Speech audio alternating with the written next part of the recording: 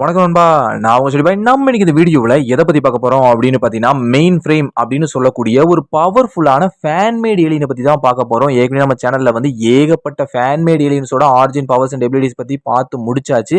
நீங்கள் இன்னும் அந்த வீடியோஸை பார்க்கல அப்படின்னா கீழே டிஸ்கிரிப்ஷன்லேயே கமெண்ட் பாக்ஸில் லிங்க் கொடுத்துருக்கேன். மறக்காம செக் பண்ணி பாருங்க. இப்போ வாங்க இந்த வீடியோவை ஸ்டார்ட் பண்ணிடலாம்.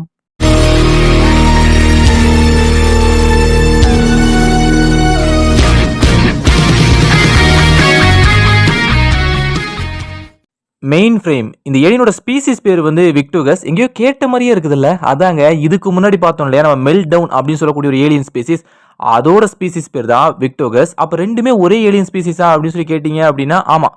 ஆரம்பத்தில் இவங்க எல்லாருமே ஒரே ஏலியன் ஸ்பீசிஸாக தான் வாழ்ந்துகிட்டு இருந்தாங்க. ஆனால் திடீர்னு இவங்களுடைய சொந்த கிரகமான ஸ்டாக்டரில் வந்து ஒரு பயங்கரமான வெடிவிபத்து ஏற்படுது. இந்த வெடிவிபத்து எதனால ஏற்பட்டுச்சு அப்படிங்கிறத பற்றி கிரியேட்டர்ஸ் தெளிவாக சொல்லலை அப்படின்னாலும், அதாவது இந்த ஃபேன்மேட் ஏலியனை உருவாக்குன அந்த கிரியேட்டர் தெளிவாக சொல்லலை அப்படின்னாலும், இந்த விபத்தில் மாட்டினவங்க பெரும்பான்மையானவங்க வந்து விக்டோகஸ் ஸ்பீசிஸ் தான் அப்படிங்கிறத மட்டும் தெளிவாகவே கன்ஃபார்ம் பண்ணியிருக்காங்க. அதாவது விக்டோகஸ் ஸ்பீசிஸில் இருக்கவங்க வந்து 1/3 இந்த வெடிவிபத்தில் பயங்கரமாக சேதம் அடைஞ்சிருக்காங்க. அவங்களுடைய உடல் பாகங்கள், அவயங்களை வந்து பயங்கரமா இழந்திருக்காங்க அப்படிங்கிற மாதிரி தெளிவாகவே சொல்லியிருக்காங்க.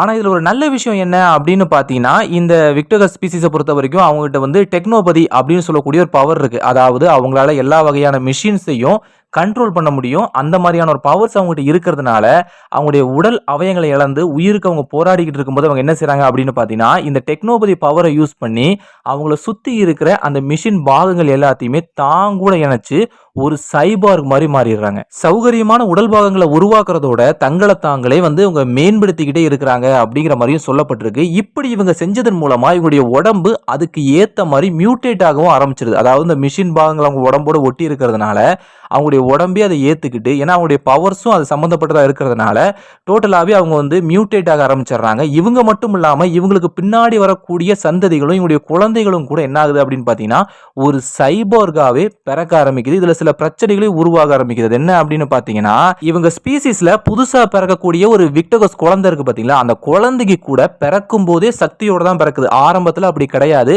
இவங்க நார்மலாக இருக்கும்போது பார்த்தீங்க அப்படின்னா ஆரம்பத்திலேயே சக்திகளோட எந்த ஒரு குழந்தையுமே பிறக்காது. போக போக அந்த சக்திகள் கொஞ்சம் கொஞ்சமாக அவங்களுக்கு கிடைக்கிற மாதிரி தான் வந்து சொல்லியிருப்பாங்க. ஆனால் என்ன ஆயிடுச்சு அப்படின்னு பார்த்தீங்கன்னா, இவங்க மியூட்டேட் ஆனதுனால இவங்களுக்கு வந்து குழந்தையா இருக்கும்போதே பிறக்கும் போதே அந்த சக்தியோட தான் அந்த குழந்தைகள் வந்து பிறக்குது அப்படிங்கிற மாதிரி ஒரு சூழ்நிலைக்கு நிறைய தள்ளப்படுறாங்க. இப்போ என்ன ஆயிடுச்சு அப்படின்னு பார்த்தீங்கன்னா, அந்த குழந்தைகளுக்கு வந்து தன்னுடைய பவர்ஸை கண்ட்ரோல் பண்ண தெரியாததுனால அந்த பவர்ஸை வந்து சகட்டு மேனிக்கு பயன்படுத்தி அந்த கிரகம் முழுக்கவே பலவிதமான பிரச்சனைகளை உண்டாக்கக்கூடிய ஒரு சூழ்நிலைக்கு நிறைய வந்ததுனால இவங்க என்ன செய்றாங்க அப்படின்னு பார்த்தீங்கன்னா, புதுசாக ஒரு குழந்தை பிறந்துருச்சு அப்படின்னா அந்த குழந்தையும் அதனுடைய தாயையும் வந்து தனிமைப்படுத்திடுவாங்களாம். அதாவது யார் கண்ணுக்கும் படாத மாதிரி ஒரு தனிமையான இடத்துல வந்து வச்சு அடைச்சிருவாங்களாம். அதுக்கப்புறமா அந்த குழந்தை வளர வளர வளர, அதாவது அந்த ரூமுக்குள்ள தான் அந்த குழந்தை வளருமா ஃபுல் அண்ட் ஃபுல். அதுக்கப்புறமா அந்த குழந்தை வளர்ந்ததுக்கு அப்புறமா அதுக்கு ஒரு மெச்சூரிட்டி வந்ததுக்கு அப்புறமா அந்த பவர்ஸை அதுக்கு வந்து எப்படி கண்ட்ரோல் பண்றது அப்படிங்கிறத சொல்லி கொடுத்ததுக்கு அப்புறமா தான் அந்த ரூமை விட்டு அந்த குழந்தைய வந்து வெளியே கொண்டு வருவாங்களாம். அந்த வெளி உலகத்தையே வந்து காட்டுவாங்களாம். கொஞ்சம் யோசிச்சு பாருங்களேன். அதாவது பிறந்ததுலேருந்து அதுங்களுக்கு மெச்சூரிட்டி வர வரைக்கும் அவங்க வந்து ஒரே ரூமில் அடைக்கப்பட்டிருக்கிறது அப்படிங்கிறது வந்து ரொம்பவே ஒரு மோசமான ஒரு விஷயம் தான். இந்த ஏலியன் ஸ்பீசிஸ் எல்லாருமே அந்த நிலையை கடந்து வந்தவங்க தான் அப்படிங்கிறதையும் தெளிவாகவே கன்ஃபார்ம் பண்ணியிருக்காங்க. சரி, இந்த ஏலியனோட பவர்ஸ் பக்கமாக வந்தோம் அப்படின்னா, நான் முதல்ல சொன்ன மாதிரி டெக்னோபதி தான் இவங்களுடைய மெயினான பவராகவே இருக்குது அப்படிங்கிறத தெளிவாகவே சொல்லியிருக்காங்க. எல்லா வகையான டெக்னாலஜியும் இவங்களால ரொம்ப சுலபமாக கண்ட்ரோல் பண்ண முடியும்.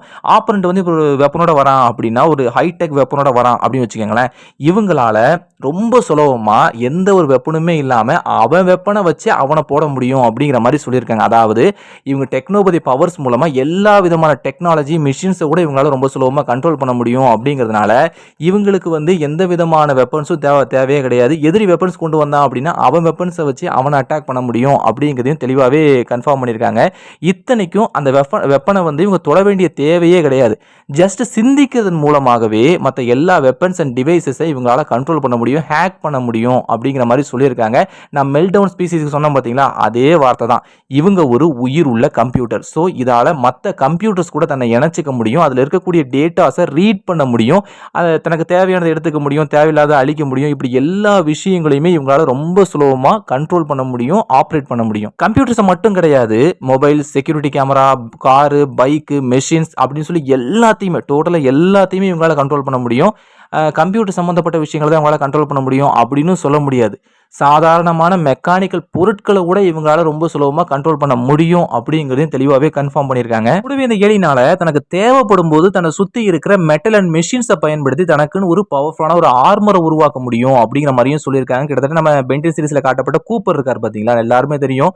கூப்பரால தன்னை சுத்தி இருக்கிற பொருட்கள வச்சு தனக்குன்னு ஒரு பல்க்கான ஒரு ஆர்மர உருவாக்கி, அத வச்சு எதிரி கூட ஃபைட் பண்ண முடியும் அப்படிங்கிற மாரி காமிச்சிருப்பாங்க. கிட்டத்தட்ட அவர் வந்து ஒரு அயர்ன் மேன் மாதிரின்னு வச்சுக்கங்களேன். ஒரு ஹல்க் பஸ்டர் சூட்ட வந்து ரொம்ப சுலபமா அவரால டக்குன்னு உருவாக்க முடியும் நம்ம கூப்பரால. அதே பவர தான் இந்த இடத்துல இந்த ஏலியனும் குடுத்து வச்சிருக்காங்க. இந்த ஏலியன் மட்டும் நெனச்சுச்சு அப்டின்னா, இதால ரொம்ப சுலபமா ஒரு 2லிருந்து 3 செகண்டுக்குள்ள ஒரு ஹல்க் பஸ்டர் சூட்டையே தனக்கு தானே உருவாக்கிக்க முடியும். அப்படி உருவாக்குறதன் மூலமா இதோட ஸ்ட்ரென்த் அண்ட் டியூரபிலிட்டி பல மடங்கு அதிகரிக்கும் அப்டிங்கிற மாரியும் சொல்லியிருக்காங்க. அது மட்டும் இல்லாம இந்த மெயின் ஃப்ரேம் ஏலியனோட இடது கைய பார்த்தீங்க அப்டின்னா, ஒரு வெப்பன் மாரி இருக்கும். சந்தேகமே வேண்டாம். அது வெப்பன் தான். அந்த வெப்பன பயன்படுத்தி இதால லேசர் பால்ஸ ஷூட் பண்ண முடியும். எலக்ட்ரிக் அட்டாக்ஸ உருவாக்கிக்க முடியும். எல்லாத்துக்கும் மேல ஒரு மேக்னெட்டிக் ஃபோர்ஸ் ஃபீல்டையே இதால உருவாக்க முடியும் அப்டிங்கிற மாரி தெளிவாவே சொல்லியிருக்காங்க. யோசிச்சு பாருங்களேன். ஒரே ஒரு வெப்பன வச்சுக்கிட்டு இது எந்த அளவுக்கு ரொம்பவே ஒரு ஓவர் பவர்டான ஏலியனா இருக்கு அப்டின்னு சொல்லி எனக்கு தெரிஞ்சு இந்த டிசில வந்து ஒரு கேரக்டர் வரும் பாருங்க. டீன் டைட்டன்ஸ் அப்டின்னு சொல்லி சீரிஸ் பார்த்திருப்பீங்கல்ல. அதுல வந்து சைபாக் அப்படின்னு சொல்லி ஒரு கேரக்டர் வந்து காட்டியிருப்பாங்க. அங்கிருந்து அது ஆட்டைய போட்டிருப்பாங்கன்னு சொல்லி நினைக்கிறேன். எனக்கு என்னமோ அப்படிதான் தெரியுது. கொஞ்சம் பட்டி டிங்கரிங் பார்த்து புதுசா உருவாக்குன மாரி அப்படியே உள்ள சொருகி விட்டுருக்காங்க. ஆனா எனக்கு தெரிஞ்சு அங்கிருந்து ஆட்டைய போட்டிருப்பாங்கன்னு சொல்லி நினைக்கிறேன். நீங்க என்ன நினைக்கிறீங்க அப்படிங்கிறத மறக்காம கமெண்ட் பாக்ஸ்ல தெரியப்படுத்துங்க. அது மட்டும் இல்லாம இந்த ஏலியனால பறக்க கூட முடியும். ஆனா அது வந்து இவங்களுடைய ஒன் ஆஃப் த பவர் கிடையாது. அதுக்கு பதிலா இவங்களுடைய முதுக பார்த்தீங்க அப்படின்னா ஜெட் பூஸ்டர்ஸ் இருக்கிற மாரி காட்டியிருப்பாங்க. அதோட உதவியினால இவங்களால ரொம்ப வேகமா அதிக தூரத்துக்கு பறக்க முடியும் அப்படிங்கிற மாரியும் சொல்லியிருக்காங்க. ஒருவேளை எனர்ஜி வந்து பாதியிலே காலி ஆயிருச்சு அப்படின்னா, பாதி வானத்துல இருந்து கீழ விழுந்துருவாங்களா அப்படின்னு சொல்லி கேட்டீங்க அப்படின்னா, கண்டிப்பா அப்படி நடக்கிறதுக்கு வாய்ப்பே கிடையாது. ஏன்னா இந்த ஏலியன் வந்து தன்னை சுத்தி இருக்கிற பொருட்கள்ல இருந்தும், மெஷின்ஸ்ல இருந்தும், தன்னை சுத்தி இருக்கிற சூழ்நிலையில இருந்தும் எனர்ஜிய வந்து இவங்களால ரொம்ப சுலபமா அப்சர்வ் பண்ணிக்க முடியும். கூடவே நம்ம பென் டென்னிஸ் இந்த ஏலியனை யூஸ் பண்ணாரு அப்படின்னா, இந்த ஏலியனுக்கு தேவையான எனர்ஜி வந்து ஆம்னிட்ரிக்ஸே குடுத்துரும் அப்படிங்கிற மாரி தெளிவாவே கன்ஃபார்ம் பண்ணியிருக்காங்க.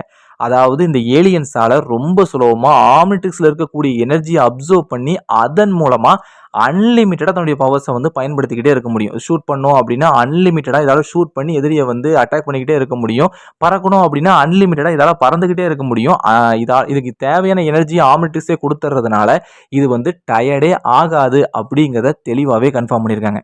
ஸோ இந்த ஏலியன தோற்கடிக்கிறதும் ரொம்பவே ஒரு கஷ்டமான விஷயம் தான். அதுல சந்தேகமே வேண்டாம். அதுக்காக தோற்கடிக்கவே முடியாது அப்படின்னு நான் சொல்ல வரல. ஏன்னா இது வந்து ஒரு கம்ப்யூட்டர் மாதிரியான ஏலியன் அப்படிங்கிறதுனால, ஒரு சாதாரண கம்ப்யூட்டர் வைரஸ வச்சு இந்த ஏலியன வீக் ஆக்க முடியும், தோற்கடிக்க முடியும் அப்படிங்கிறது தான் உண்மை. அது மட்டும் இல்லாம ஒரு ஏலியனுக்கு இந்த வைரஸ் பரவிச்சு அப்படின்னா, அந்த கிரகத்துல இருக்கக்கூடிய எல்லா ஏலியன்ஸுக்கும் ரொம்ப சுலபமாவே அந்த வைரஸ் பரவறதுக்கு அதிகமான வாய்ப்பு இருக்கு. இப்படி அந்த வைரஸ் வந்து ஒவ்வொரு ஏலியனுக்கு பரவறதுனால, அந்த ஏலியனோட பவர்ஸ அதால கொஞ்ச நேரத்துக்கு பயன்படுத்த முடியாம போகும் அப்படிங்கிறதையும் தெளிவாவே சொல்லியிருக்காங்க. ஒருவேள அவங்க அதிகமா பயன்படுத்த ட்ரை பண்ணாங்க அப்படின்னா, அது அவங்கள இன்னும் பயங்கரமா வீக் ஆக்குறதுக்கு அதிகமான வாய்ப்பு இருக்கு. ஸோ அவங்க வந்து கொஞ்ச நேரத்துக்கு ரெஸ்ட் எடுக்கிறது ரொம்பவே நல்லது. அதாவது நான் மெல்டவுன் ஸ்பீசிஸ்க்கு சொன்னேன் பார்த்தீங்களா, அதே தாங்க. வேற எதுவுமே கிடையாது. அவங்களோட ஆரிஜினும் இவங்களோட ஆரிஜினும் கிட்டத்தட்ட ஒரே மாரி தான் இருக்கும். சின்ன சின்ன வேறுபாடுகள் இருந்தாலும் 2மே ஒரே ஸ்பீசிஸ் கொஞ்சம் மியூட்டேட் அடைஞ்சிருக்காங்க அப்படிங்கிறதுனால கொஞ்சம் கொஞ்சம் வேறுபாடுகள் இருக்கும். மத்தபடி வேற எதுவுமே கிடையாது. மத்தபடி 2மே ஒரே ஏலியன் ஸ்பீசிஸ் தான். அதனால தான் அவங்களுடைய பவர்ஸ் அண்ட் வீக்னஸ் வந்து ரொம்பவே சிமிலரா இருக்கிறத நம்மளால தெளிவாவே பார்க்க முடியும். உங்களுக்கு வந்து மெல்டவுனோட ஆரிஜின பார்க்கணும் அப்படின்னா, நான் கீழ டிஸ்கிரிப்ஷன்ல கமெண்ட் பாக்ஸ்ல லிங்க் குடுத்திருக்கேன். மறக்காம செக் பண்ணி பாருங்க. அவ்வளோதாங்க இந்த வீடியோல. இந்த வீடியோ உங்களுக்கு பிடிச்சிருந்துச்சு அப்படின்னா, மறக்காம லைக் பண்ணுங்க, ஷேர் பண்ணுங்க, சப்ஸ்கிரைப் பண்ணுங்க. இன்னொரு நல்ல வீடியோல உங்கள சந்திக்கிறேன். Tata, bye bye, see you.